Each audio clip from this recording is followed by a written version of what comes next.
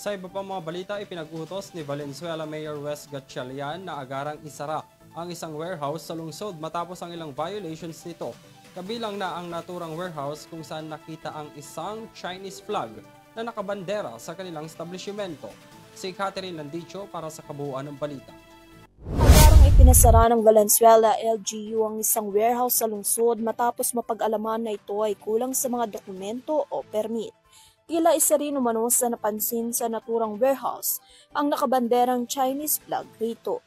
Naglabas naman ng agarang closure order sa STR Power Equipment Corporation sa pamamagitan ng Executive Order 2024-073 Series of 2024. Dahil naman sa pagbandera umano ng isang foreign flag, maaaring managot ang mapapatunayang lumabag sa Section 34 ng Republic Act No. 8491 na kilala rin bilang Flag and Heraldic Code of the Philippines, kung saan pinoproseso pa rin daw ng BPLO kung sinong kumpanya sa compound ng bodega ang responsable sa pagtaas ng naturang bandera.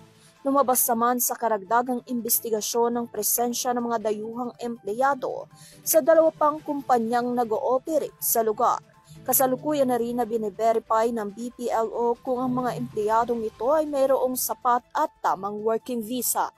Para sa UTV News, Catherine Landicho, sumasaludo sa bawat Pilipino.